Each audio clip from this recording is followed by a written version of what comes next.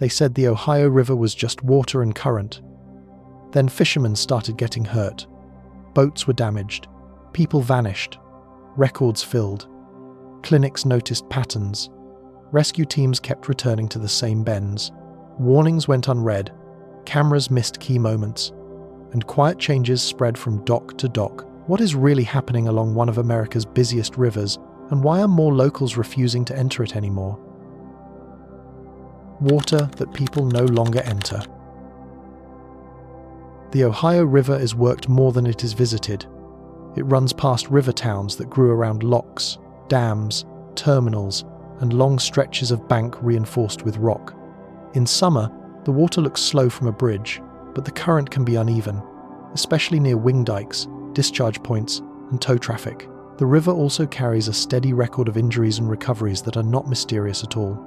State reports track boating deaths and accidents year after year, and local agencies repeat the same basic guidance about life jackets, visibility, alcohol, and cold shock, even in warm months.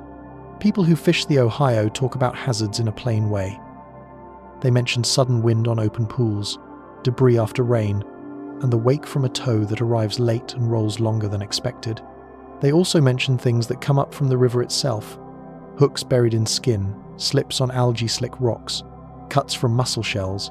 In late spring, snapping turtles move through shallow edges and backwaters, and soft-shell turtles surface where anglers wade to reach a seam. None of that is new. What is new is how often fishermen now describe staying on the bank or fishing from ramps and riprap without stepping in. They do not always describe it as fear. They call it a decision. In the last decade, another kind of physical impact has become part of river talk: fish that jump into boats. Invasive carp monitoring on the Ohio has emphasized the size and force of silver carp when startled by motors. Federal and scientific agencies describe the same mechanism in neutral terms: a startle response that sends fish into the air, sometimes landing in boats and striking people. The language used in public guidance is unusually direct for a fish problem, because the injuries are predictable. This is not an attack in the usual sense. It is still a blow that can split skin, bruise an eye, or knock a person off balance on a moving deck. Some injuries happen close to shore in places that seem safe. Along the Indiana and Kentucky banks, people still choose informal swimming spots, the same kind of sloped grass and shade described in older local accounts. One of the most repeated Ohio River incidents in regional folklore is tied to Evansville, Indiana, and a newspaper clipping dated mid-August 1955. The clipping is commonly indexed under a title about a clawed hand, and it is presented as a local report rather than a folktale. The plain elements match real categories of river injury. A submerged branch can pin a leg, a turtle can clamp down and tear, fishing line can wrap and cut. A person can spend the next days recovering from it. The Ohio is not a clear river. Even in calm conditions, visibility is limited, and fear often begins where sight ends. Older river towns also kept newspapers that recorded strange sightings alongside ordinary shipping notices. In 1891, the Cincinnati Enquirer ran an account connected to a small inn commonly rendered as Veve, sometimes shortened or misspelled. It described fishermen finding piles of mussel shells and fish bones near snags and sandbars, and then claiming to see pale, human-like figures using hands near the waterline. A named observer, described as a former Confederate captain associated with Covington, Kentucky, was said to have made sketches and notes that a newspaper treated as straight reporting. That era produced a lot of sensational copy, but it also produced a habit that still matters. The river is narrated, in print and by word of mouth, as a place where routine work sits beside unexplained moments. Modern fishermen in Ohio River counties do not need folklore to justify staying out of that to ordinary risk that shows up in official data and local headlines. A single fatal accident can change behavior along a ramp for a season, especially in a small community where everyone knows the family. Kentucky and Indiana stations regularly publish short reports on recoveries and deaths on the Ohio, often tied to weekends, wakes, and night travel. In August 2023, for example, a boater reported a body near the Newburgh Dam area, triggering a response on the Henderson County side. Reports like that are written with minimal detail, but they travel quickly through river towns. In Louisville, police investigated a man's death in a weekend boating accident on the Ohio River. Another brief headline that settles into local memory as a warning. The phrase attacks also gets used in a looser, local way to describe what the river does when conditions shift. A fast current at the mouth of a creek can pull a small boat sideways. A hidden log can flip a wader. A barge wake can roll a john boat that is too light and too close. None of these events requires an animal. They still produce the same outcome that fishermen describe in quiet terms afterward. No more wading, no more swimming, no more climbing down the bank alone. They keep fishing, but from places that let them keep their feet on rock or concrete. On some stretches, water quality advisories and sewage overflow alerts have added another reason to avoid contact with the river. People who fish, catfish and sauger along the Ohio already talk about what they will eat and what they will release and how they clean gear afterward. When advisories appear, the change is not always dramatic. The change is that fewer people step into the water to free a snagged lure or to drag a boat off a mudbank. They wait. They cut the line. They lose a net rather than wade for it. The behavior looks like caution more than panic. In bait shops and on ramps, stories still move the way they always have. A person says they felt a hard bump under the surface. Someone else says they saw something large roll near a snag. Another person mentions carp flying when a motor turned over. The stories vary in tone, but the result can be the same. Fishing continues, but contact with the river decreases. It shows up in small choices: boots staying dry, kids told not to swim off the bank, and boats loaded with longer-handled nets so arms do not have to reach down past the gunwale. The Ohio River remains a place where people make a living, and where they also decide, without announcement, not to enter the water. The sandbar rules near the locks. Near the locks and dams of the Ohio River, fishing takes place in spaces shaped by regulation and routine. Concrete walls, warning buoys, and posted signs mark boundaries that shift slightly with water levels. These structures exist to manage commercial traffic, but they also define where recreational anglers gather. At places such as McAlpine Locks and Dam near Louisville, Markland Locks near Warsaw, and Greenup Locks near the Kentucky-Ohio border, fishermen position themselves according to patterns learned through observation rather than instruction. The water around locks behaves differently from open stretches of river. Below a dam, current spreads unevenly, forming seams where fast water meets slower pools. These seams attract baitfish, and in turn, larger species such as striped bass, sauger, and catfish. Anglers refer to these areas by informal names, often tied to nearby markers, old pilings, or visible rock formations. A sandbar might be called the bend flat or the inside shelf, depending on how it appears when the water drops. These sandbars are not fixed. After heavy rain in the upper basin, sediment shifts and reshapes shallow areas. A bar that supported wading in June may be submerged in July or exposed in October. Local fishermen learn these changes by returning regularly and noting where boots sink, where gravel appears, and where water suddenly deepens. Some carry collapsible depth poles marked in inches, using them to test footing before stepping forward. Lockmasters and river patrol units regularly warn that water releases can change without notice. At many dams, sirens sound before gates open, but not all fishermen rely on them. Some prefer to watch the surface. A sudden smoothness near the wall, or debris moving faster than before, signals that discharge has increased. When that happens, anglers often step back without comment, reeling in lines and waiting on higher ground. In public records from the U.S. Army Corps of Engineers, incidents near locks frequently involve misjudged footing or small boats drawn toward turbulence. These reports are written in technical language, describing loss of stability or unexpected current shear. Local summaries reduce this to simpler terms. Someone slipped, someone drifted, someone had to be pulled back with a rope. The pattern appears repeatedly in county emergency logs from Ohio, Kentucky, and Indiana. Fishing from sandbars also depends on barge traffic. Towboats moving through locks release wakes that reflect off concrete walls and return toward shore. These reflected waves arrive differently from open water wakes. They are shorter, steeper, and often overlap.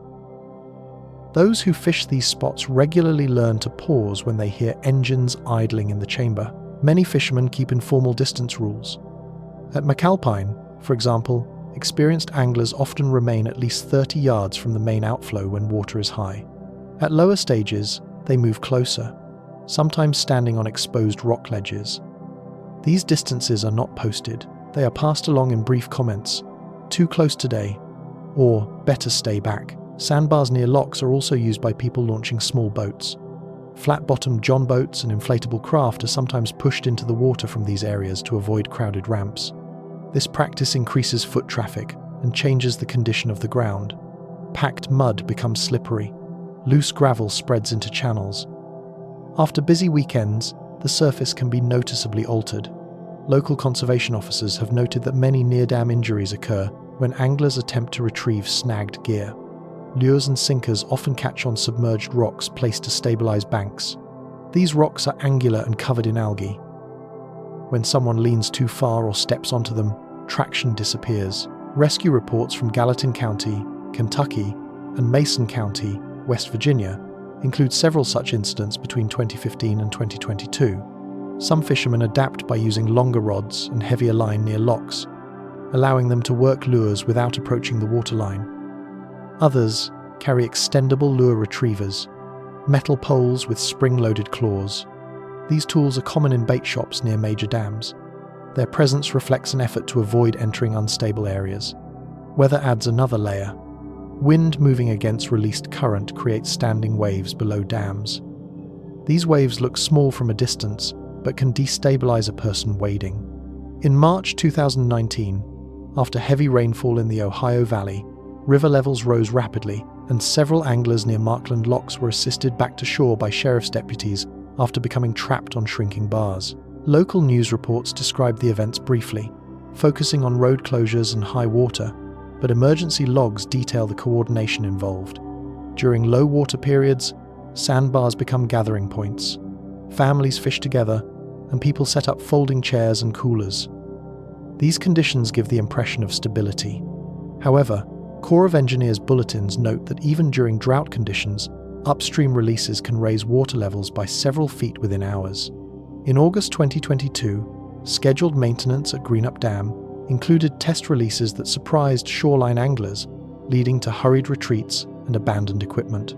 Communication among fishermen is usually quiet. Advice is offered in short phrases. A person arriving late might hear, "Not safe, past there," accompanied by a hand gesture. Newcomers sometimes ignore these cues, but repeated exposure tends to change behavior. Over time, individuals develop personal boundaries, rarely crossing them even when others do. Law enforcement presence varies. Some locks have regular patrols by state wildlife officers. Others are monitored mainly through cameras and occasional checks. When officers speak with anglers, conversations typically center on licenses, life jackets, and proximity to restricted zones. Reports from Indiana Department of Natural Resources indicate that most citations near locks involve unauthorized boat positioning rather than shoreline fishing. Historical photographs from the mid-20th century show anglers standing much closer to spillways than would be permitted today. Since then, barriers have increased, and exclusion zones have expanded. These changes followed several fatal accidents involving swimmers and small boats. The modern layout reflects accumulated responses to those incidents, even if individual fishermen are not aware of the specific cases. In interviews conducted by regional newspapers, longtime anglers often describe learning the hard way where to stand. One fisherman from Trimble County, Kentucky, told the Courier-Journal in 2017 that he lost 2 rods and a tackle box to sudden water rises before adjusting his routine. He did not describe the events as dramatic. He said only that he quit going that far out. Sandbar fishing near locks continues because the catch is reliable. Sauger concentrate in these areas during winter and early spring. Skipjack herring appear in large numbers near turbulence. These patterns have been documented in state fisheries surveys. The same reports note higher than average accident rates in these zones, creating a parallel between biological abundance and physical risk.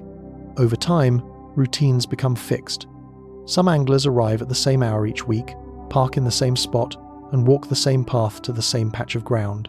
They check the same visual cues and adjust slightly if conditions differ. The process is repetitive and largely silent. Through it, a set of unwritten rules is maintained, governing where people stand and where they do not. The records kept by county dispatchers.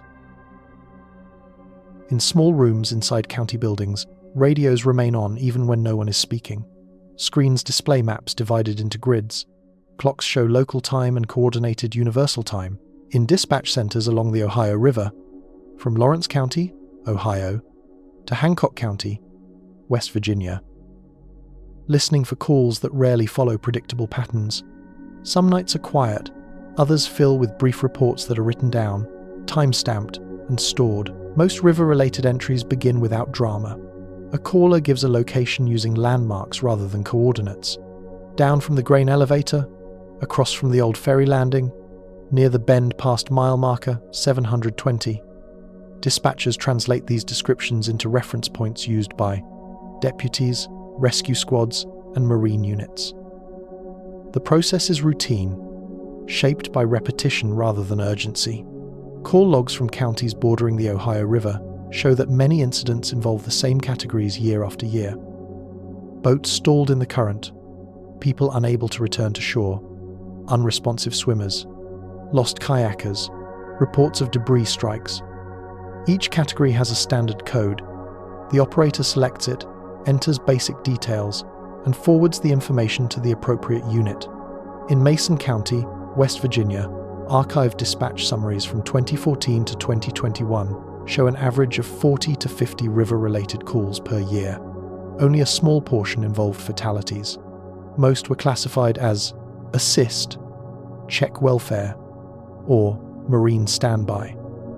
These terms indicate situations where help was requested, but no immediate injury was confirmed. The language remains consistent across years, regardless of outcome. When a call involves a missing person in the water, the structure changes slightly. Additional agencies are notified. Timestamps become more frequent. Updates are added as units arrive, search, and clear. In 2018, a call from near Point Pleasant recorded a teenage swimmer last seen near a submerged sandbar. The log shows 15 updates over 6 hours, ending with a recovery downstream. The wording does not change in tone from start to finish. Dispatchers receive information that is incomplete by default. Callers are often wet, shaken, or uncertain of exact locations. Some are calling from moving boats. Others have poor reception along wooded banks. Operators are trained to repeat questions calmly until usable answers are given. Training materials from the Ohio Peace Officer Training Commission emphasize neutral phrasing and avoidance of assumptions. Audio recordings, when released through public records requests, reveal how little interpretation occurs during these calls. A dispatcher asks for a description. A caller provides partial information. The dispatcher confirms spelling, age, and last known position. The exchange continues until responders are en route. There is no discussion of cause unless it is immediately relevant. In counties such as Boone, Kentucky, and Washington, Ohio, dispatch centers share responsibility for stretches of the river. Jurisdiction shifts at invisible boundaries. Operators keep laminated charts showing where authority changes. When a call falls near one of these lines, both sides may be notified. The resulting coordination is recorded in parallel systems. Annual reports from sheriff's departments often summarize these calls in aggregate. A report might list River Incidents 23 without further explanation. The detailed context remains in internal databases. Researchers and journalists sometimes request access, but redactions are common, especially when minors are involved. Some entries involve fishermen who remain on land. A person might report hearing shouting from the water. Another might notice an unattended boat drifting. In 2020, a caller in Meigs County, Ohio, reported fishing gear floating near the bank with no owner visible. Deputies later located the fisherman several miles upstream, unharmed, after his boat broke loose. The incident was coded as property recovery. Weather-related calls appear frequently. Sudden storms create clusters of reports within short periods. Dispatch logs from August 2016 in Henderson County, Kentucky, show 12 river-related calls in one afternoon, following a line of thunderstorms. Most involve small boats seeking assistance. None resulted in hospitalization. The log entries differ only in location and caller name. Occasionally, reports reference unusual descriptions. A caller might say something struck their boat. Another might mention being pulled underwater briefly. These details are recorded without commentary. In a 2009 Jefferson County, Indiana, log, a fisherman stated that something large hit his leg. The incident was classified as minor injury, and no further description appears in the final summary. Dispatch centers also document near misses. A kayaker rescued before capsizing. A swimmer assisted before losing consciousness. These events are filed alongside more serious cases. Over time, they form a pattern showing how often potentially dangerous situations are resolved without escalation. Operators develop familiarity with frequent callers. Some individuals fish or boat daily and report minor issues regularly.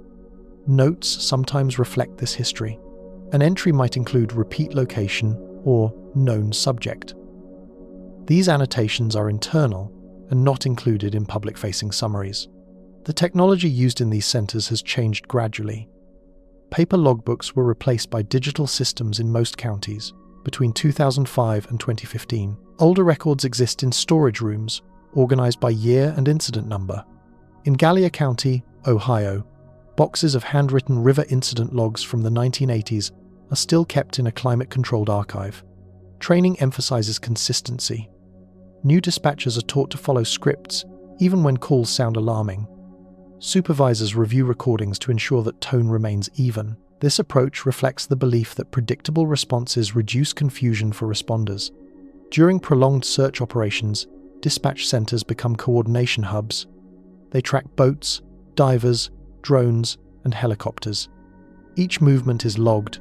In a 2021 search near Wheeling, West Virginia, involving a missing boater, more than 100 entries were recorded over 2 days. The final line reads, "Operation concluded," followed by a time and date. Not all calls originate from the public. Some come from towboat operators, lock personnel, or commercial dock managers. These callers use technical language and provide precise coordinates. Their reports often involve debris, navigation hazards, or disabled vessels. They are handled through the same system as recreational incidents. Requests for medical assistance are routed through emergency medical services. Dispatchers remain on the line while responders approach by boat or land. They provide basic instructions when necessary, such as keeping an injured person warm or applying pressure to a wound. These instructions are standardized and documented. Over years, the accumulation of entries forms a quiet record of how people interact with the river. It shows where problems recur, which months see more calls, and how often assistance is required. Analysts occasionally review this data for safety planning, but most of it remains unused beyond immediate response. For fishermen, these records are invisible.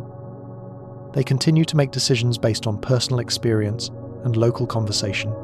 Meanwhile, dispatch centers continue to record each incident in the same format, regardless of season or severity. The river changes daily. The documentation does not. The clinics that treat river injuries. Medical buildings are often located several blocks inland, away from flood zones and commercial docks in towns along the Ohio River.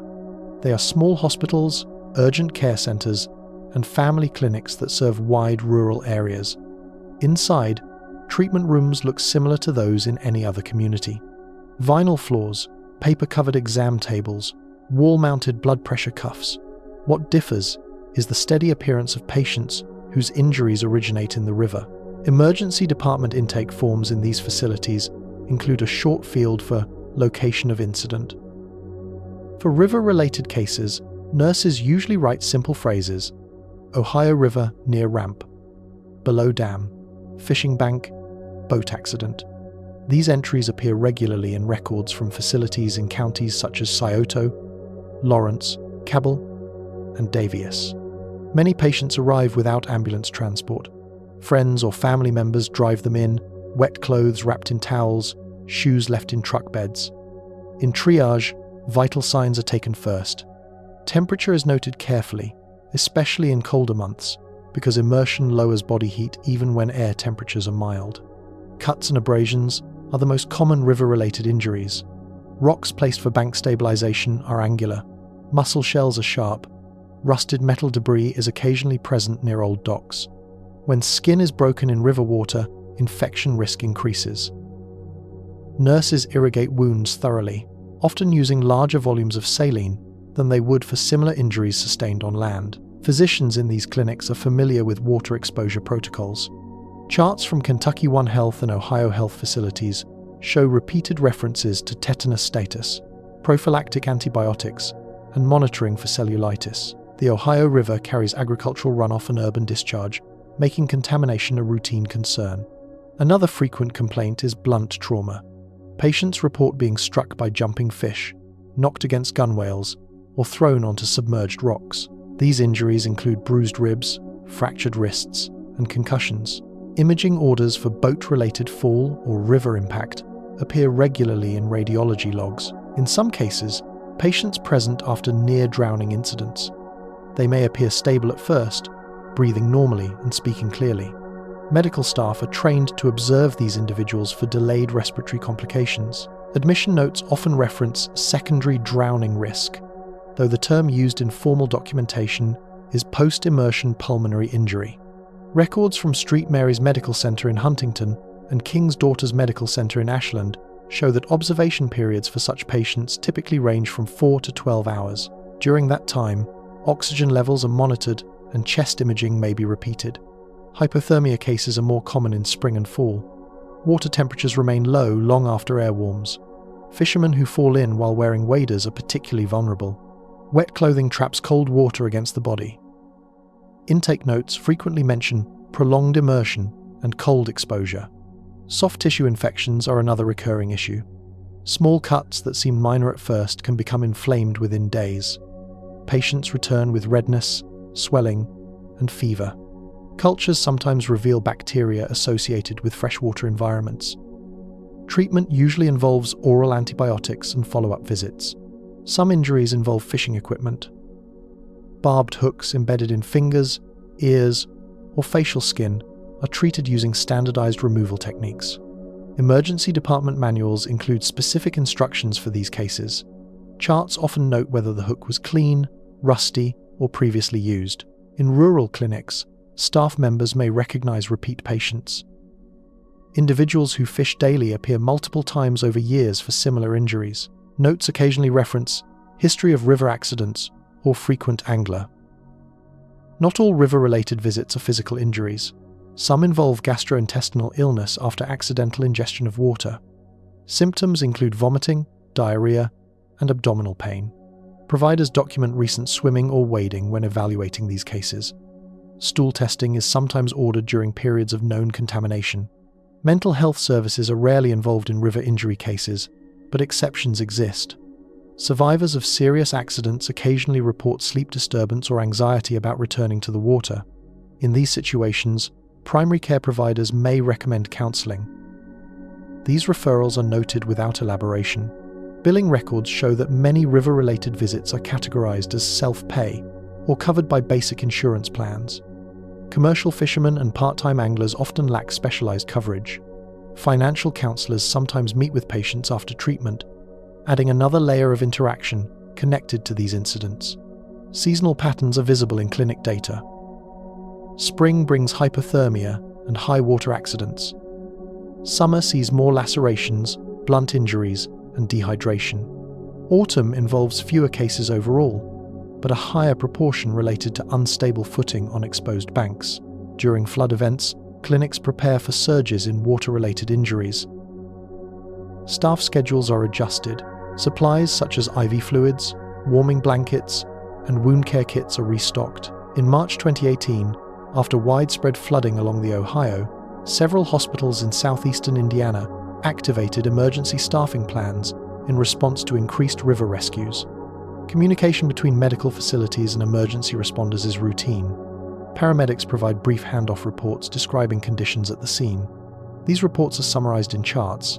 Patient pulled from water by bystanders. Found clinging to log. Removed from capsized boat.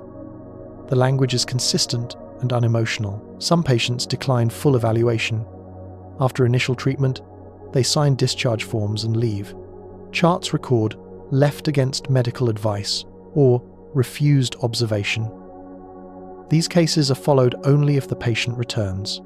Medical examiners become involved when fatalities occur. Hospitals transfer documentation to county coroners. Autopsy reports list cause of death, water temperature, and toxicology findings. These reports are stored separately from hospital records but originate from the same chain of documentation.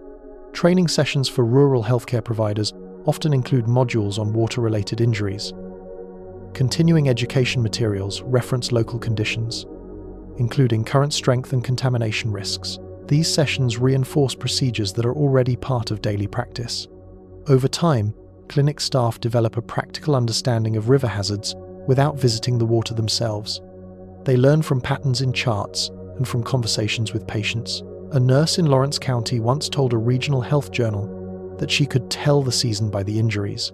The quote appeared in a 2019 professional newsletter and reflected routine observation rather than analysis. The medical response to river injuries does not vary widely between counties. Protocols are similar. Documentation is standardized.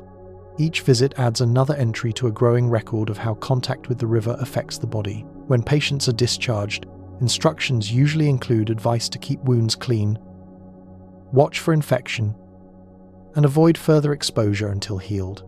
These instructions are printed automatically from electronic systems. They rarely mention the Ohio River by name. After treatment, most patients return to their routines. Some resume fishing within days, others wait longer. Clinics do not track these decisions. Their role ends when paperwork is completed and the room is prepared for the next person. The barges that reshape the current. Before dawn, towboats begin moving along scheduled routes that connect terminals, power plants, and grain elevators. Their progress is slow and deliberate. A single tow may push 15 or more barges arranged in a rectangle that stretches hundreds of feet. From shore, the movement appears steady. From the water, it alters direction, speed, and depth in ways that are difficult to judge without experience. The Ohio River is maintained as a navigation channel through dredging, training structures, and constant monitoring. The U.S. Army Corps of Engineers publishes charts showing channel widths, depths, and turning basins. These charts are designed for commercial operators, but they also shape where recreational fishermen position themselves. Areas marked as bends, crossings, and narrow reaches tend to experience the strongest current shifts. When a tow approaches, water displacement begins long before the hulls are visible. Pressure builds along banks and submerged shelves. Anglers standing in shallow water often feel the change as a slow pull at their boots. Boat operators notice it in steering response. These effects are not sudden, they develop gradually, then intensify as the tow passes. Barge wakes differ from those produced by recreational boats. They are lower in height but longer in duration. A single tow can generate rolling waves for several minutes. These waves reflect off revetments and return toward shore. In confined areas near locks, they overlap and form irregular patterns. Fishermen describe this as cross water, meaning waves arriving from more than one direction. Channel modifications amplify these patterns. Wing dikes, built to concentrate flow for navigation, redirect water toward the center of the river. When a tow passes near these structures, turbulence increases downstream. Surveys conducted by the Corps in the 1990s documented localized scour near several dikes between Cincinnati and Portsmouth. These changes remain visible in modern sonar readings. Commercial traffic follows established schedules tied to loading cycles and lock availability. In many regions, peak movement occurs in early morning and late afternoon. Anglers who fish regularly learn these rhythms. Some plan outings to avoid heavy traffic. Others adjust positions when they hear engines approaching from upstream. Communication between tow operators and recreational users is limited. Towboats monitor marine radio channels, but most fishermen do not carry radios. Instead, warnings are visual and audible. Towboat pilots use horn signals when approaching bends or narrow passages. These signals are standardized, but their meaning is not always understood by those on shore. Accident reports show that many incidents occur when small craft underestimate stopping distance. A loaded tow requires significant space to slow or alter course. Records from the Coast Guard's Marine Information for Safety and Law Enforcement database list multiple cases in which recreational boats crossed in front of tows and were struck or swamped. These reports emphasize delayed response rather than mechanical failure. Shoreline anglers are also affected.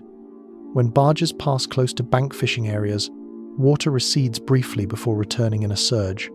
This phenomenon, known as drawdown, exposes mud and debris, then covers it again. People standing near the edge may lose footing during this cycle. County rescue logs from Boone and Campbell counties include several such cases. Barges influence sediment movement. Their passage stirs fine particles from the riverbed, increasing turbidity. State environmental agencies monitor this effect near industrial zones. Elevated turbidity reduces visibility and changes fish behavior temporarily. Fisheries surveys note that some species move deeper immediately after heavy traffic. Dock operators coordinate closely with tow companies. When loading or unloading, traffic patterns shift. Temporary mooring areas appear along banks, sometimes near popular fishing spots. These areas are marked with floating buoys and signs. Anglers who ignore them risk entanglement with mooring lines. Fuel barges and chemical carriers operate under additional regulations. They maintain exclusion zones when maneuvering near terminals. Notices to mariners, published weekly, list these restrictions. Recreational users rarely consult these notices, relying instead on observation. In winter, barge movement affects ice formation. Tows break surface ice, creating open leads that extend for miles. Fishermen who venture onto frozen sections near shore sometimes misjudge thickness near these paths. Safety bulletins from Ohio and Indiana have warned against ice fishing in navigational corridors, citing past fatalities. During high water periods, barges travel closer to banks to avoid submerged hazards. This brings them nearer to fishing access points. In April 2015, flooding along the Upper Ohio forced several tows to reroute near residential areas in Belmont County. Residents reported increased shoreline erosion and debris accumulation afterward. Erosion is a long-term effect of commercial traffic. Repeated wave action weakens banks, especially where vegetation is sparse. Counties invest in rock reinforcement to counteract this. These projects are documented in permit filings and budget reports. They change the physical landscape where people fish. Some fishermen take advantage of barge-induced current. After a tow passes, dislodged insects and small fish drift downstream. Predatory species often feed actively during this period. Experienced anglers time casts to coincide with these moments. This practice is described in state angling guides, without reference to safety considerations. Towboat crews receive formal training on recreational traffic awareness. Manuals emphasize lookout procedures and reduced speed in congested areas. Interviews conducted by the Inland Rivers, Ports and Terminals Association show that most pilots view small craft as unpredictable variables rather than obstacles. Their primary focus remains maintaining control of cargo. Lighting also plays a role. At night, barges display standardized navigation lights. Reflections from water and shoreline structures can distort perception. Boating accident investigations from the Kentucky Department of Fish and Wildlife note misinterpretation of these lights in several nighttime collisions. Noise from engines and generators masks other sounds. Anglers wearing headphones or standing near waterfalls from dams may not hear approaching traffic. Some local fishing clubs advise members to face upstream when possible. This guidance is informal and varies by region. Historical photographs from the early 20th century show smaller tows and narrower channels.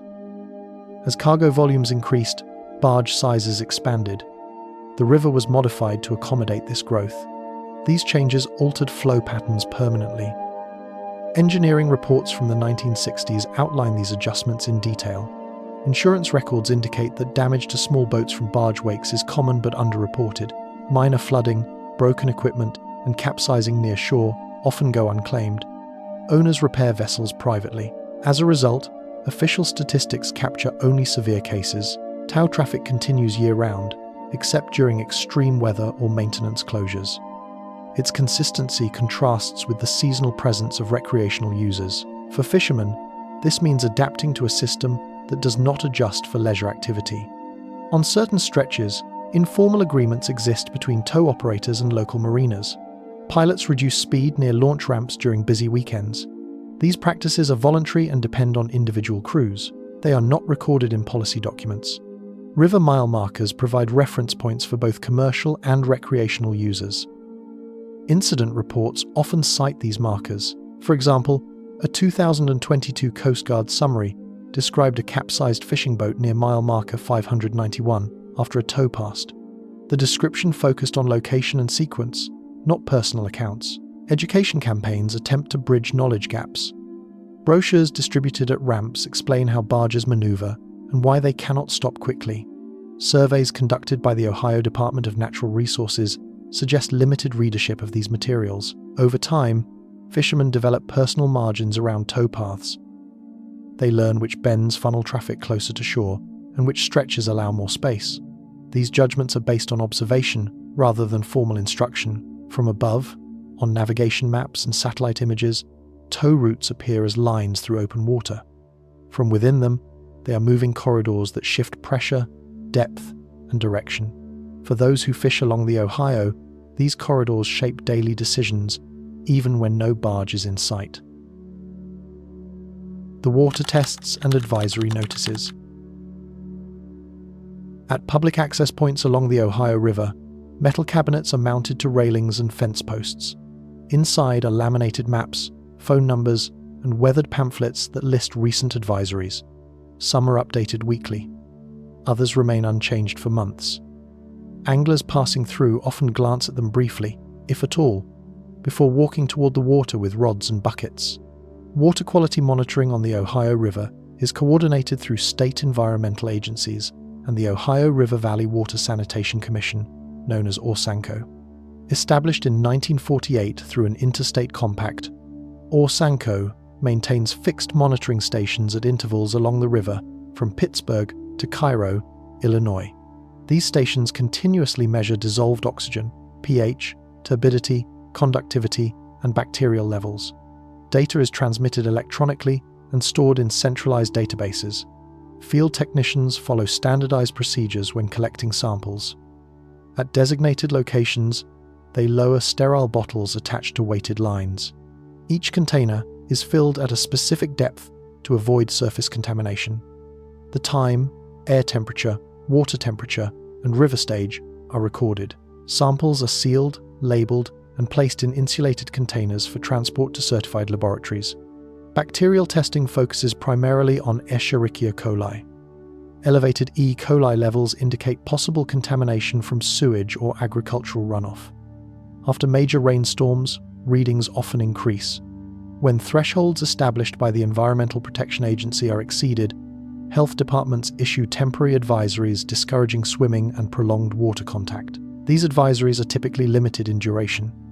Most remain in effect for 24 to 72 hours, depending on follow-up test results. Once readings return to acceptable levels, restrictions are lifted. Updated notices are posted online and distributed through county offices. In Jefferson County, Kentucky, the Metropolitan Sewer District monitors combined sewer overflows. During intense rainfall, overflow systems release untreated wastewater into tributaries and the main river channel. Each discharge is logged, measured, and reported. Public notices list discharge volumes and outlet locations in technical language. Fish consumption advisories are issued separately from contact advisories. State health departments analyze fish tissue samples for mercury, polychlorinated biphenyls, and other contaminants. These tests are conducted annually at established sampling sites. Results are published in advisory charts that recommend limits on how often certain species should be eaten. For example, in several stretches between Cincinnati and Louisville, larger catfish and carp are subject to stricter consumption limits than smaller panfish. Advisories specify meal frequencies and portion sizes. Printed versions are distributed to bait shops, conservation offices, and marinas. Water quality technicians return to the same sampling points repeatedly. This consistency allows long-term comparisons. Sites are identified by river mile and GPS coordinates. Some stations have been active for more than 50 years, creating continuous records of environmental conditions. Laboratory analysis follows protocols set by the Environmental Protection Agency and state regulators. Samples are tested for bacteria, nutrients, metals, and organic compounds. Quality control procedures include duplicate samples and calibration checks. Results are reviewed before being entered into public systems. In 2015, after a chemical spill in West Virginia's Elk River, additional monitoring was conducted downstream along the Ohio. Temporary stations were installed to track contaminant movement.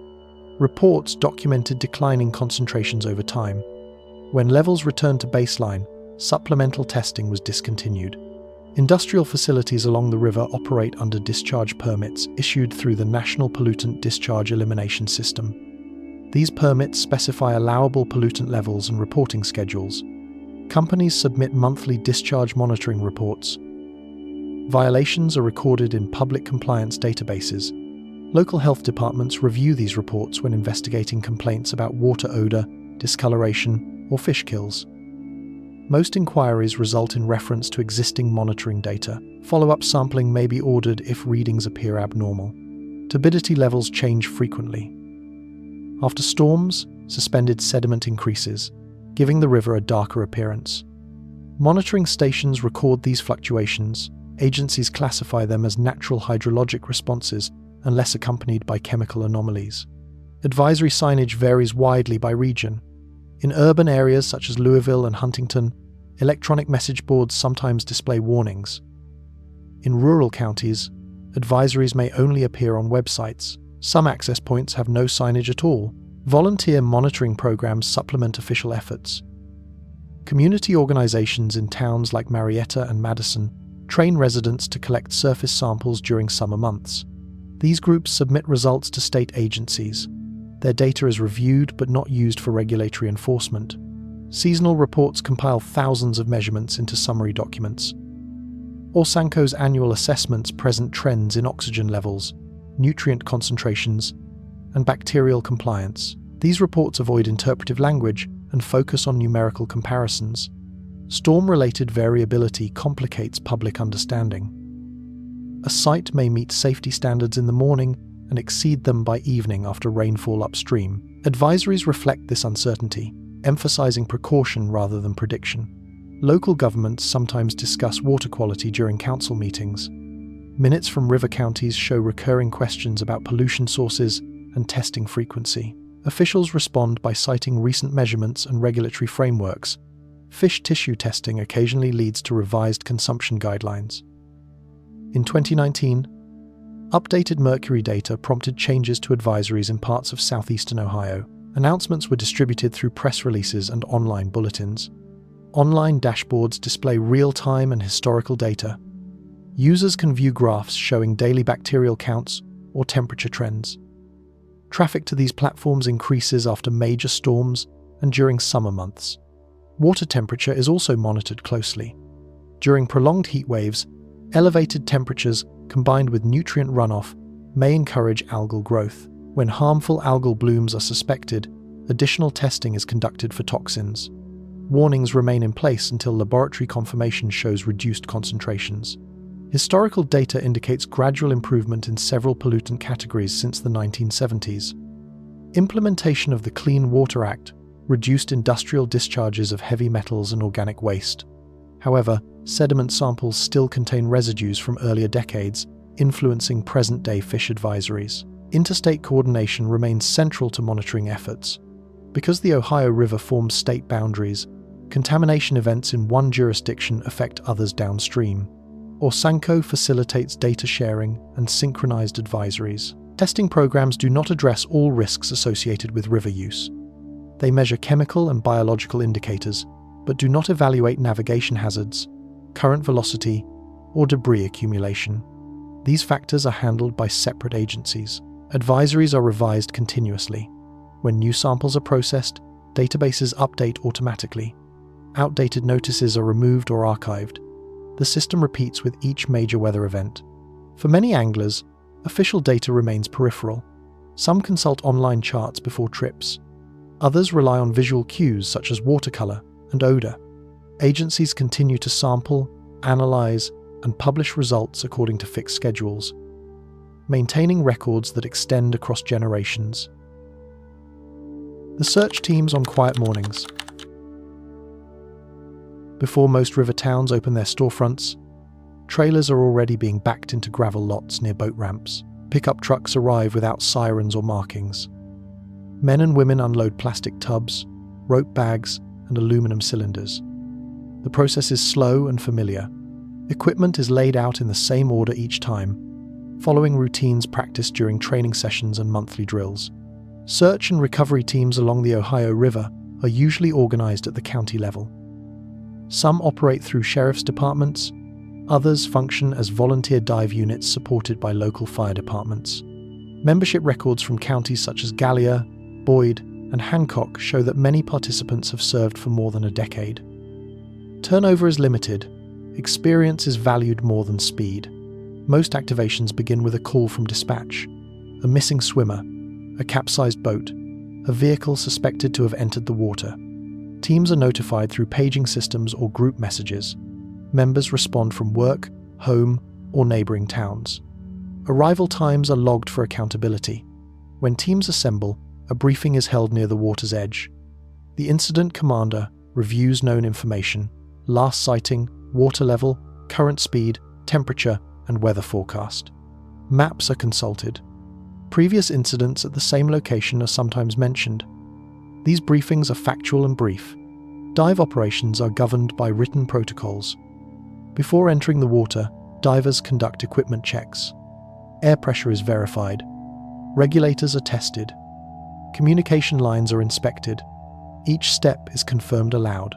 Documentation forms are completed and signed. Visibility in the Ohio River is often limited to a few inches. In many locations, divers operate by touch rather than sight. Search patterns are planned accordingly.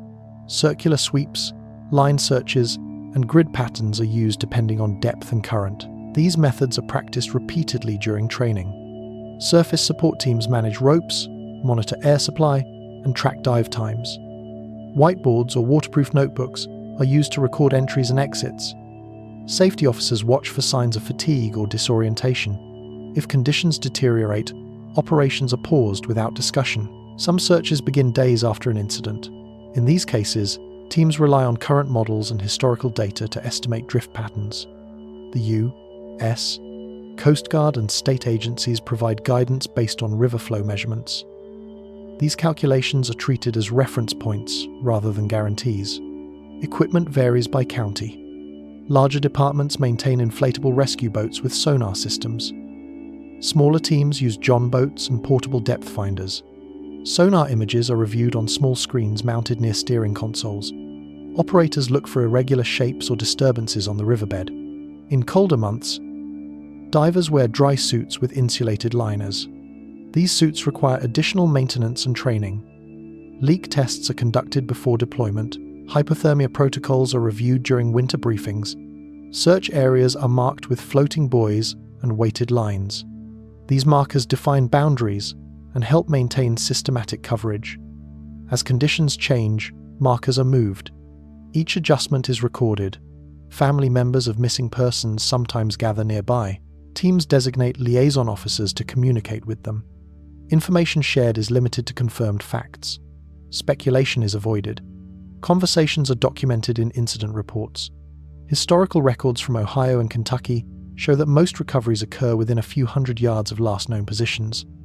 Exceptions exist, especially during high water events. In April 2011, a boater missing near Maysville was recovered more than 10 miles downstream after 3 days. Search logs detail daily adjustments to coverage areas.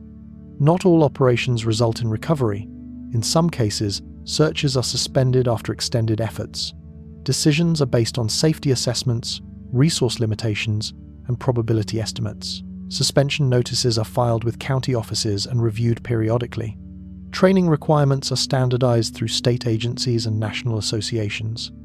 Divers complete certifications in swift water rescue, underwater navigation, and emergency medical response. Annual recertification is required. Attendance records are maintained.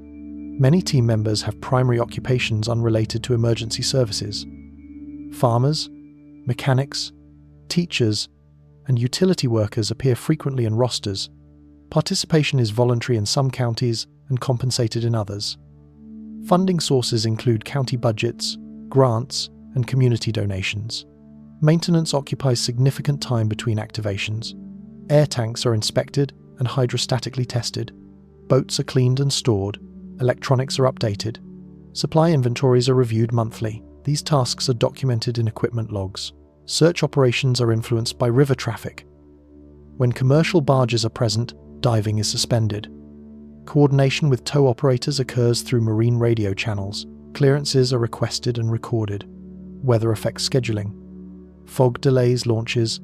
High winds increase surface hazards. Lightning triggers immediate evacuation. Teams monitor forecasts continuously during operations. In some counties, canine units assist with shoreline searches. Dogs trained to detect human scent are deployed along banks and islands. Handlers document search paths and conditions. These efforts complement underwater operations. Data from past incidents is stored in digital archives. Case files include maps, dive logs, photographs, and correspondence. These archives are reviewed during training to identify procedural improvements. Access is restricted to authorized personnel. Media presence varies. Some operations attract local reporters. Others proceed without coverage. Public information officers provide brief statements when requested. These statements typically list time, location, and agencies involved. In 2017, a volunteer diver from Meigs County described the work in a regional emergency services newsletter. He wrote that most searches begin before the river looks awake. The phrase referred to early morning conditions when surface traffic is minimal. The article focused on logistics rather than emotional impact. Fatigue management is addressed formally. Divers are limited to specific bottom times. Rotations are enforced. Rest periods are mandatory. Supervisors monitor compliance through checklists. Recovered individuals are transferred to medical examiners or hospitals depending on circumstances. Chain of custody procedures are followed. Personal effects are catalogued. Documentation accompanies each transfer. After-action reports are completed for every operation. These reports review timelines, resource use, and procedural adherence. Recommendations are included when necessary. Copies are stored in departmental records. Community fundraising events occasionally support equipment purchases. Fishing tournaments, pancake breakfasts, and charity runs are common. Proceeds are used for sonar upgrades, protective gear, and training expenses. Financial reports are published annually. Some team members participate in regional mutual aid networks. When large-scale incidents occur, neighboring counties provide personnel and equipment. Memoranda of Understanding govern these arrangements. Activation protocols are specified in advance. During long searches, routines become repetitive. Boats follow the same paths. Divers descend along familiar lines. Notes are taken in similar formats. This repetition supports accuracy and reduces error. When operations conclude, equipment is repacked and stored. Vehicles depart quietly. No formal ceremony marks the end. Reports are finalized over the following days. In offices and storage rooms, shelves hold binders labeled by year. Each binder contains records of searches conducted on the river. Together, they form a detailed account of how local agencies respond when people do not return from the water. The insurance claims and repair yards. Behind warehouses and grain silos along the Ohio River, narrow gravel drives lead to fenced lots filled with damaged boats. Some sit on rusted trailers, others rest on wooden blocks. Faded registration numbers remain visible on cracked hulls and dented sides. These yards are not public attractions. They exist to hold vessels, while paperwork moves through insurance systems and repair schedules are arranged. Boat insurance coverage varies widely among river users. Some anglers carry full marine policies. Others rely on homeowner riders or have no coverage at all. When damage occurs, the first step is usually a phone call to an insurer, followed by photographs and written descriptions. Claims are assigned reference numbers and routed to regional adjusters. Adjusters serving Ohio River counties often handle large territories. A single representative may be responsible for incidents from multiple states. They travel between marinas, storage yards, and private properties to inspect damaged equipment.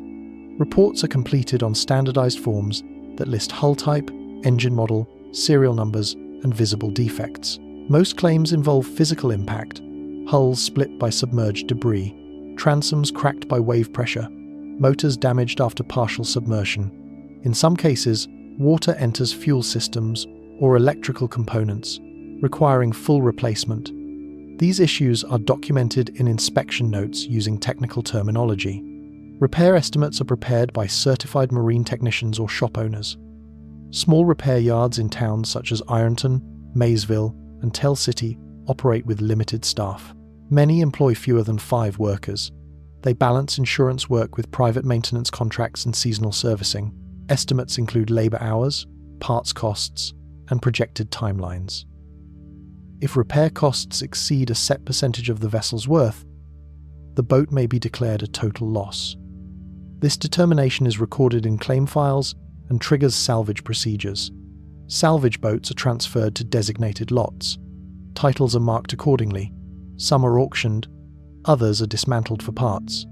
Engines, electronics, and trailers are separated and resold through regional distributors. Records of these transactions are maintained for regulatory compliance. Claims data from Kentucky and Indiana insurance pools show seasonal patterns. Submissions increase sharply between May and September. July consistently produces the highest volume, reflecting peak recreational use. Winter months see fewer claims, mostly related to storage damage or ice impact. Flood events generate clusters of filings. During major high water episodes, boats are dislodged from moorings and collide with structures. In March 2018, flood-related claims along the Upper Ohio doubled compared to the previous year. Insurers issued special processing directives to handle the volume. Repair yards document damage through photographs taken from multiple angles. These images are uploaded to insurer portals. File names include claim numbers and dates. Technicians often attach written notes explaining hidden damage not visible in photos. Water intrusion cases require detailed assessment. When engines are submerged, corrosion begins quickly. Adjusters consult manufacturer guidelines to determine whether rebuilding is feasible. In many instances, replacement is recommended. These decisions are reflected in internal memoranda. Some fishermen choose not to file claims. Minor damage is repaired privately to avoid premium increases. Local shops provide informal quotes for these customers. Transactions are recorded in shop ledgers but not reported to insurers. Parts availability affects timelines. Certain outboard motor components are backordered for months. Supply chain disruptions, particularly after 2020, extended repair periods. Claim files from that period frequently note awaiting parts as a status. Insurance disputes occur when cause of damage is unclear. If a boat sinks at anchor, adjusters may investigate maintenance history. Records of prior inspections, service receipts, and storage conditions are reviewed. Determinations are documented in resolution letters. Repair yards maintain compliance with environmental regulations. Waste oil, solvents, and contaminated water must be disposed of through licensed services. Inspection reports from state agencies verify adherence. Violations are rare but recorded when found. Training requirements for marine technicians are documented through certification programs. Many shops participate in manufacturer-sponsored courses. Completion certificates are kept on file and referenced during insurer audits. Electronic claim systems track progress through defined stages: filed, inspected, approved, in repair, closed. Each status change generates a timestamp. These systems allow insurers to monitor performance metrics across regions. Some claims involve personal equipment rather than boats. Damaged sonar units, rods, and navigation devices are included in filings. Adjusters evaluate depreciation schedules for these items. Replacement values are calculated using standardized tables. In multi-vessel incidents, such as collisions near ramps, claims are coordinated. Liability assessments are conducted. Statements from involved parties are collected. Reports from law enforcement and marine patrol units are incorporated into files. Repair shops keep copies of these reports for reference. They help establish timelines and determine whether structural damage resulted from impact or wear. Documentation supports billing accuracy. Long-term storage presents additional challenges. Boats awaiting settlement may remain in yards for months. Covers deteriorate. Tires lose pressure. Shops perform minimal maintenance to prevent further damage. These actions are noted in storage logs. Some counties maintain public records of abandoned vessels. When owners fail to resolve claims or retrieve boats, authorities may intervene. Notices are issued. Titles are reviewed. Disposal procedures follow statutory guidelines. Interviews conducted by state insurance regulators indicate that most river-related claims are resolved within 90 days. Exceptions occur during widespread disasters or litigation. Annual reports summarize average processing times. Repair yards rely on repeat business. Insurance work provides steady income, but requires extensive paperwork. Shop owners allocate time daily to administrative tasks. Invoices, compliance forms, and warranty documentation occupy office space alongside tools. During winter, many shops focus on rebuilding damaged hulls and refurbishing engines. This work is less visible to the public. Progress is tracked through internal schedules. Completion dates are shared with insurers. In some cases, repaired boats return to the same fishing spots where damage occurred. Technicians occasionally recognize hulls they previously worked on. These observations are informal and rarely recorded. State departments of insurance audit claim practices periodically. Files are reviewed for accuracy and fairness. Deficiencies are noted in inspection reports. Corrective actions are documented. Salvage auctions generate secondary markets. Buyers include small dealers and private hobbyists. Transaction records list hull identification numbers and sale prices. These records remain accessible through state databases. The financial aspect of river incidents becomes visible primarily through these systems. Damage is translated into numbers, codes, and forms. Personal accounts are condensed into short descriptions. Outcomes are expressed in settlements and invoices. When repairs are completed, owners sign acceptance forms. Insurers close files. Digital records are archived. Physical folders are boxed and stored according to retention schedules. In storage buildings and office cabinets across river counties, thousands of closed claim files accumulate each decade. Each contains a technical summary of an event that began on the water and ended in administrative resolution. The old logbooks and local archives. In county buildings, libraries, and historical societies along the Ohio River, storage rooms contain shelves lined with bound volumes and acid-free boxes. Others carry only handwritten tags. Inside are records created long before digital databases existed. They were compiled by clerks, harbour masters, editors, and volunteers who documented daily activity on the river in careful, repetitive formats. Many of the oldest materials are shipping logbooks. These were kept by lock operators, dock managers, and ferry companies. Entries were written in ink, often in cursive, listing vessel names, cargo types, arrival times, and weather conditions. Margins were used for brief remarks when delays, collisions, or groundings occurred. At the Cincinnati Public Library, river logbooks dating back to the late 19th century are stored in climate-controlled cabinets. Researchers must wear gloves to handle them. Pages are fragile. Some show water stains and warped edges from past flooding. Despite this, most entries remain legible. A typical log entry from 1907 records a coal tow delayed near Ripley, Ohio, due to low stage and obstruction. Another from 1923 notes a barge, struck driftwood and leaked, with repairs made at a nearby yard. These descriptions are brief and factual. No further explanation is provided. Harbour masters in river towns such as Wheeling, Paducah, and Portsmouth maintained parallel records. Their books focused on docking activity, permit issuance, and safety inspections. When accidents occurred, they were entered alongside routine matters. A collision might appear between two fuel deliveries. Local newspapers supplemented these official records. Editors assigned reporters to cover river traffic, particularly during floods and shipping disruptions.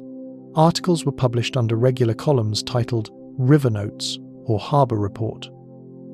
These columns appeared weekly in many towns, from the 1880s through the 1950s. Microfilm archives preserve thousands of these columns. They contain short notices about sinkings, rescues, missing boaters, and equipment losses. Language was formal and standardized. Phrases such as "no serious injury reported" and "cargo secured" appear repeatedly. County courthouses also hold relevant documents. Accident affidavits, coroner reports, and insurance filings were filed locally. In some jurisdictions, these papers were bound into annual volumes. In others, they were stored in folders arranged by case number. In Gallia County, Ohio, probate archives include several dozen files from the early 20th century involving river fatalities.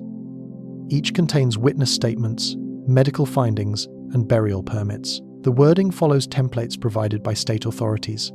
Church records contribute additional information.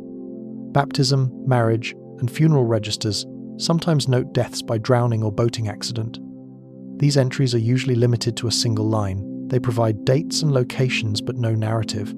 School district archives occasionally reference river incidents when students were involved. Attendance ledgers and disciplinary records include notations such as absent family loss or excused recovery. These remarks appear without elaboration. Private collections form another layer. Retired lock operators, towboat captains, and dock workers have donated notebooks and diaries to historical societies. These personal records often contain more detail than official logs. They include sketches of river bends, notes about dangerous currents, and comments about unusual events. One notebook donated to the Lawrence County Historical Society in 1998 belonged to a tow pilot who worked from 1934 to 1961. His entries list near collisions, equipment failures, and rescues.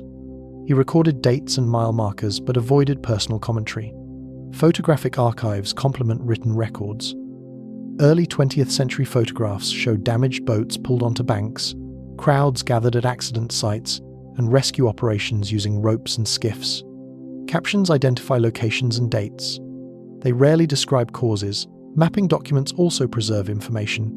Corps of Engineers survey maps include annotations about wrecks, submerged structures, and previous channel modifications. Some maps from the 1940s mark sunken barge or former pier at specific coordinates. These markings persisted on later editions. During the Works Progress Administration era, field workers interviewed river residents and recorded oral histories. Transcripts from these projects are stored in state archives. Interviewees discussed floods, ferry operations, and accidents in practical terms. Emotional language is largely absent. Indexing practices vary by institution. Some archives use detailed catalogues, others rely on handwritten inventories. Researchers often must consult multiple systems to locate related materials. Cross-referencing is limited. Digitization efforts began in the late 1990s. Newspapers, court records, and photographs were scanned and uploaded to online platforms. Funding limitations meant that only portions of collections were processed. Many materials remain accessible only on-site. Archivists follow preservation guidelines issued by state and federal agencies. Temperature, humidity, and light exposure are controlled. Conservation work is performed on damaged volumes. Repair logs document these interventions. Usage patterns are recorded. Sign-in sheets show that most visitors are genealogists, students, and journalists. River-related materials are consulted regularly, but not intensively. Interest increases after widely reported incidents. Some records reveal recurring locations. Certain bends, shoals, and bridge crossings appear repeatedly in accident reports over decades. Archivists note these patterns informally, but do not publish analyses. Their role is to preserve, not interpret. Legal restrictions limit access to some files. Coroner records involving minors or unresolved cases may be sealed. Medical details are redacted. Access policies are documented in administrative manuals. Historical societies maintain correspondence files related to river research. Letters from scholars, hobbyists, and families request information about specific incidents. Responses are copied and filed. These exchanges show long-term public interest in particular cases. Ledger books from ferry operators provide additional context. Before bridges became widespread, ferries were primary crossings. Logs list daily passenger counts and note disruptions caused by weather or collisions. Several entries describe near misses with barges. Insurance archives, where preserved, contain early claim records. These files include damage descriptions and settlement amounts. Some companies donated inactive files to public repositories after mergers or closures. Municipal engineering departments retain records of shoreline repairs and structural failures. Reports describe bank collapses, pier damage, and dredging needs. They often reference past incidents as justification for projects. In smaller towns, archives are maintained by volunteers. Retired teachers and librarians manage collections in spare rooms of community centres. Their catalogues are handwritten. Knowledge of holdings resides partly in memory. Researchers assembling timelines rely on multiple sources. A single drowning may appear in a newspaper column, a coroner ledger, a church register, and a family diary. Each record contributes partial information. No single document provides a complete account. Annual reports from historical societies summarize new acquisitions. These reports list donated logbooks, photographs, and correspondence. They rarely comment on content beyond general description. State archives coordinate with local institutions to standardize metadata. Workshops train staff in cataloging river-related materials. Attendance records indicate steady participation from Ohio River counties. Some records have been lost. Fires, floods, and neglect destroyed collections in several towns during the 20th century. Replacement was impossible. Gaps remain in archival sequences. Despite these losses, continuity exists. From handwritten ledgers to scanned databases, documentation has accumulated steadily. Each generation added its own layer, following administrative habits of its time. Visitors reading these materials encounter repetitive formats. Dates, names, mile markers, and brief remarks appear again and again. Over time, patterns emerge through accumulation rather than narration. In reading rooms, researchers turn pages quietly. Notes are taken in pencil. Requests for additional boxes are written on slips. The process is deliberate and slow. Through these routines, records of river activity are preserved. Accidents, recoveries, repairs, and disruptions remain accessible as entries in ledgers and files. They do not interpret events, they register them. Together, the logbooks and archives form a continuous background record. They document how the river has been used, regulated, and responded to across generations, using formats that changed little even as technology advanced. The training sessions and safety seminars. In meeting rooms attached to marinas, fire stations, and county office buildings, folding chairs are arranged in straight rows facing projection screens. Tables hold stacks of printed manuals, sign-in sheets, and disposable pens. These rooms host boating safety courses, fishing workshops, and emergency response briefings throughout the year. Attendance varies by season, but the format remains consistent. Most formal training programs along the Ohio River are coordinated through state wildlife agencies. In Ohio, Indiana, Kentucky, and West Virginia, departments of natural resources certify instructors who deliver standardized curricula. These courses cover navigation rules, equipment requirements, weather awareness, and emergency procedures. Lesson plans are updated periodically to reflect regulatory changes. Registration usually takes place online or through local offices. Participants receive confirmation emails and instructions. Some courses are required for younger operators seeking boating licenses. Others are voluntary and attract long-time anglers interested in refreshers. Attendance records show a mix of ages and experience levels. Sessions typically begin with administrative tasks. Instructors verify identification, collect forms, and distribute materials. A brief overview follows, outlining the schedule and topics. The tone is practical and measured. Instructors emphasize compliance and procedure rather than personal experience. Visual aids play a central role. Slides display diagrams of channel markers, right-of-way rules, and equipment layouts. Videos demonstrate emergency maneuvers and rescue techniques. These materials are produced at the state or national level and reused across locations. One segment focuses on personal flotation devices. Participants are shown different types, sizes, and ratings. Demonstrations include adjusting straps and inspecting buckles. Manuals list inspection intervals and replacement guidelines. Weather awareness is addressed through case studies. Instructors present examples of storms that developed rapidly on the river. Radar images, and forecast charts are shown. Participants are taught to interpret wind shifts, cloud formations, and barometric trends. Handouts summarize recommended responses. Navigation instruction emphasizes understanding commercial traffic. Diagrams illustrate barge maneuvering limits and stopping distances. Instructors explain horn signals and light patterns. This material is intended to reduce conflicts between recreational and commercial users.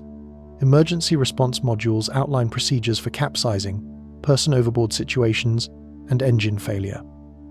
Participants practice tying basic knots using short lengths of rope. Some courses include simulated radio calls using scripted scenarios. These exercises follow preset formats. In counties with active rescue units, joint training sessions are conducted. Volunteer divers, fire crews, and marine patrol officers attend combined drills. These events are scheduled months in advance and documented through attendance logs and evaluation forms. During field exercises, participants launch boats under supervision. Instructors observe docking, anchoring, and maneuvering techniques.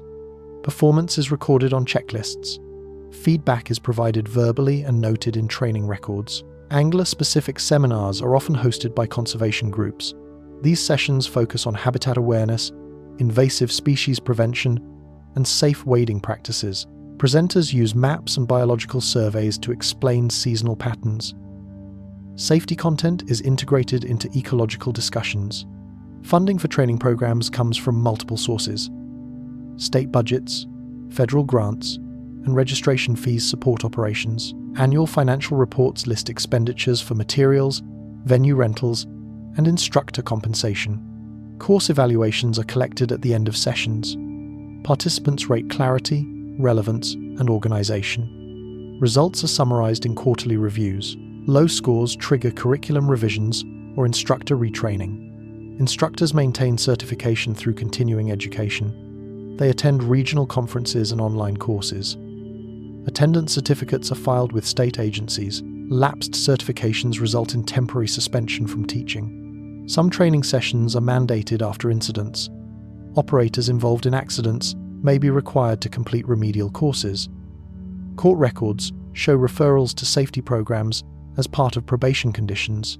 Completion is verified through official certificates. Youth programs operate through schools and community centers. Summer camps include boating modules. Students practice wearing life jackets and identifying navigation signs. Participation rosters are forwarded to sponsoring agencies. Online courses supplement in-person training. These platforms include interactive quizzes and video demonstrations. Completion rates are tracked electronically. Certificates are generated automatically upon passing final assessments. Public outreach events combine training with equipment checks. At safety days, officers inspect boats for compliance and distribute informational brochures. Attendance is informal. Records consist mainly of supply inventories and summary reports. In rural counties, travel distance affects participation. Some residents drive more than an hour to attend sessions. Transportation barriers are noted in agency planning documents. Mobile training units have been deployed in limited cases to address this issue. Language accessibility is addressed through translated materials. Spanish versions of manuals are available in some regions. Interpreters are used occasionally during larger events. Usage statistics are included in diversity reports. Seasonal scheduling reflects river conditions. Winter courses emphasize theory and planning. Spring sessions focus on launch preparation. Summer programs address high-traffic scenarios. Fall workshops review storage and maintenance practices. Accident statistics are presented in neutral formats. Charts show incident counts by category and month. Instructors explain reporting requirements and documentation procedures. The emphasis is on record accuracy. Some sessions include guest speakers. Marine patrol officers discuss enforcement trends. Insurance representatives explain claim documentation. Medical professionals outline first aid responses to water injuries. These presentations follow prepared outlines. Training manuals are revised regularly. Update notices are distributed to instructors. Obsolete sections are replaced. Revision histories are maintained for compliance audits. Attendance patterns indicate gradual decline in voluntary courses over the past decade, according to state reports. Agencies attribute this to increased reliance on online materials. In response, blended formats have been introduced. Community colleges in river counties occasionally offer boating safety electives. These courses integrate state curricula into academic credit programs. Enrollment data is shared with wildlife agencies. Training facilities maintain equipment inventories. Life jackets, radios, and first aid kits are inspected periodically. Inspection logs, record condition, and replacement dates. These records are reviewed during audits. Documentation is central to all programs. Rosters, evaluations, certificates, and lesson plans are stored digitally and in paper form. Retention schedules specify archiving periods. Some participants attend multiple sessions over years.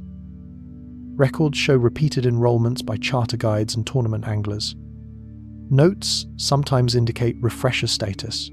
Public notices announce upcoming courses through newspapers, radio stations, and social media. Messaging emphasizes compliance and preparedness. Response rates vary by community. Instructors follow scripted introductions and closings. These scripts outline liability statements and contact information. Deviations are discouraged. Consistency is prioritized. State oversight units conduct periodic observations. Inspectors attend sessions anonymously and complete evaluation forms. Findings are summarized in internal reports. After sessions conclude, rooms are reset, chairs are stacked, materials are boxed, attendance sheets are filed. Instructors submit activity summaries to regional coordinators. These training programs produce extensive administrative records. They document who attended, what was taught, and how procedures were presented. The records form a parallel archive to accident and response files. For participants, the sessions provide standardized information. For agencies, they generate measurable outputs. The structure remains largely unchanged from year to year, reflecting regulatory requirements and institutional practice. The witness statements and interview forms. After an incident on the Ohio River, conversations often begin at the shoreline. Deputies, conservation officers, or marine patrol personnel stand with notebooks and digital recorders while individuals point toward bends, docks, or sandbars. These initial exchanges are informal.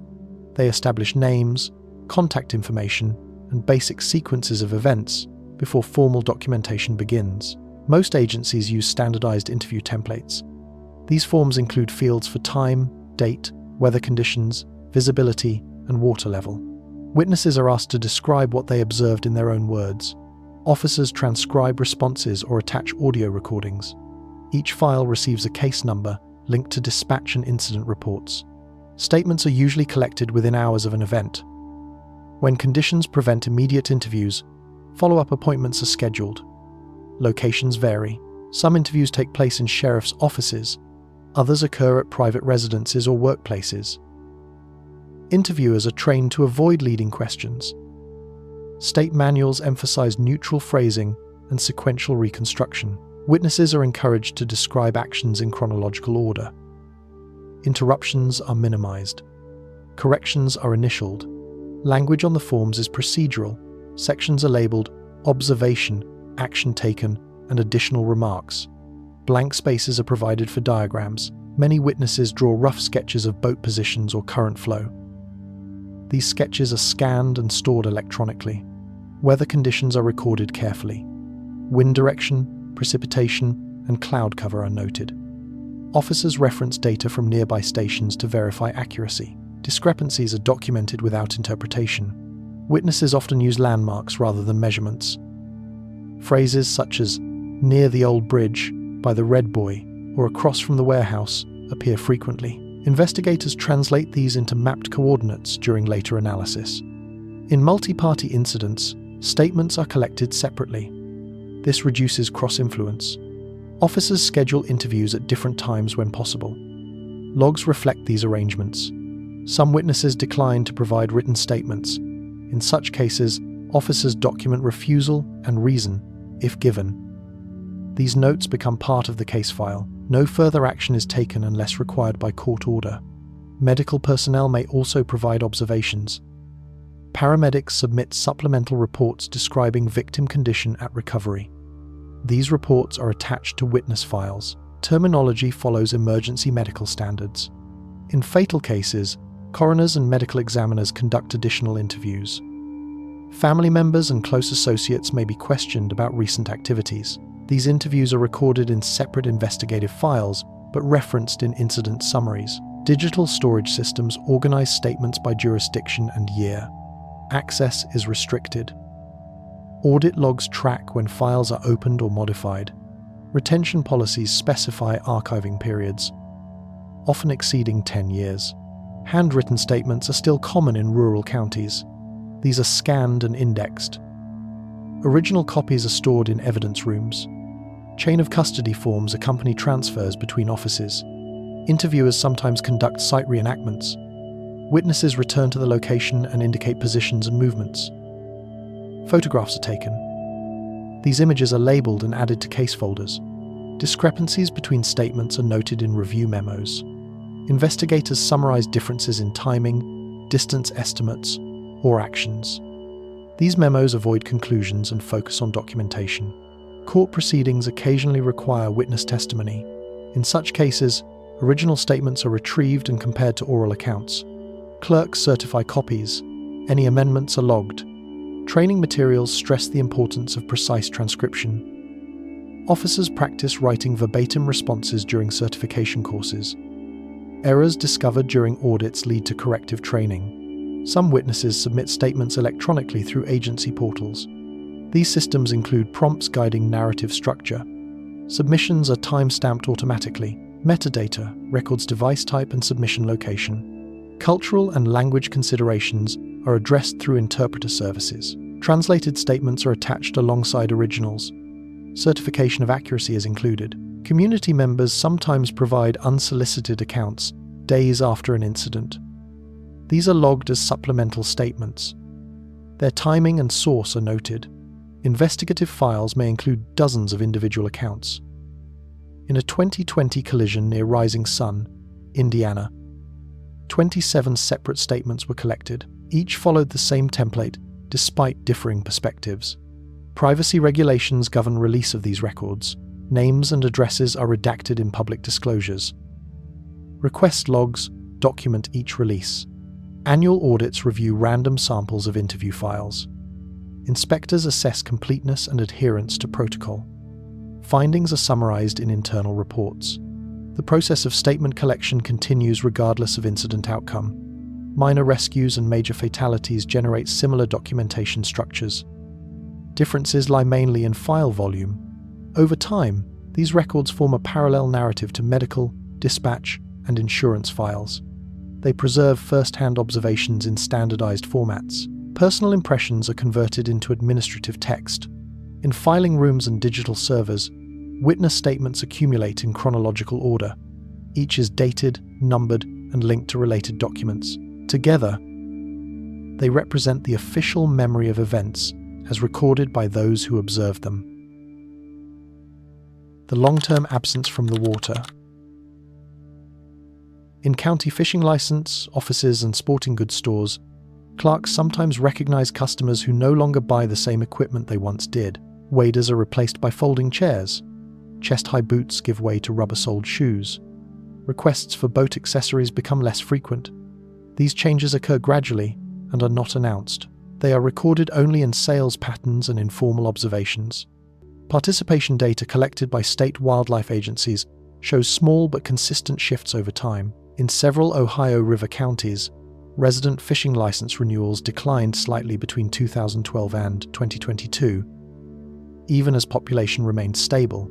Reports attribute this trend to multiple factors, including aging demographics and changing recreation habits. River access is listed as one variable among many. Some anglers adjust rather than withdraw completely. Creel surveys conducted by the Ohio Department of Natural Resources indicate increased use of fixed platforms, piers, and reinforced banks. Respondents report preferring locations with railings, paved surfaces, and nearby parking. These preferences appear more frequently among individuals over 40. Interview notes from voluntary angler surveys include references to not getting in anymore and staying dry now. These comments are not prompted by specific questions. They appear in open response sections where participants describe routines. Analysts code them under categories such as reduced mobility or changed access. Boat registration data reflects similar patterns. In counties along the Middle and Lower Ohio, small boat registrations declined modestly after 2015, while kayak and canoe registrations remained stable. Agency reports suggest that some former motorboat users transitioned to shore-based fishing rather than to other watercraft. Medical and insurance records support this trend indirectly. Repeat injury cases involving the same individuals decline with age. Hospital charts show fewer water-related visits among patients who previously appeared regularly. Insurance claims databases reflect similar patterns, with older policyholders filing fewer river-related claims. Local fishing clubs maintain membership rosters that illustrate long-term participation changes. Meeting minutes from organizations in Ripley, Portsmouth, and Madison note declining attendance at river-focused events. In some cases, clubs shifted activities toward ponds and stocked lakes to retain members. Personal decisions often follow specific incidents. A fall, a near drowning, or a serious equipment loss can alter behavior. These events are rarely documented in public records as turning points. They appear only as isolated entries. The long-term effect becomes visible later through absence. In interviews conducted for regional outdoor magazines, some anglers describe gradual disengagement. One participant from Boyd County, Kentucky, stated in a 2018 article that he still fishes, just not in the river. The comment was presented without elaboration and accompanied by a photograph of him at a farm pond. Family influence also plays a role. Parents who experience or witness accidents may discourage children from entering the water. Youth participation surveys show increasing emphasis on supervised, enclosed environments such as fishing docks and urban waterfront parks.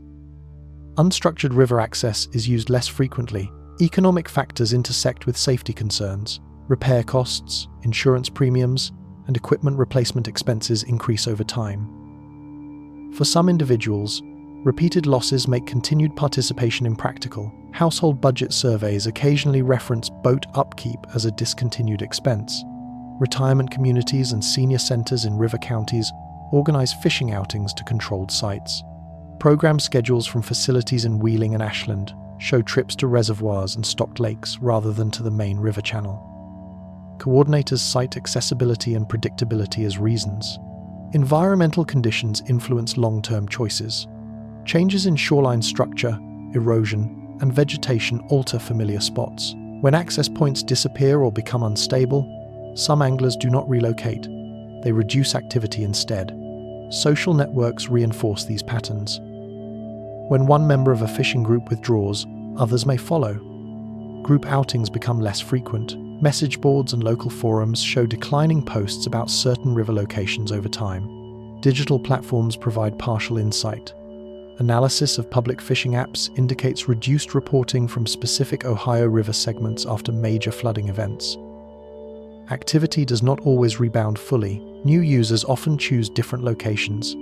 Some individuals transition to observational roles.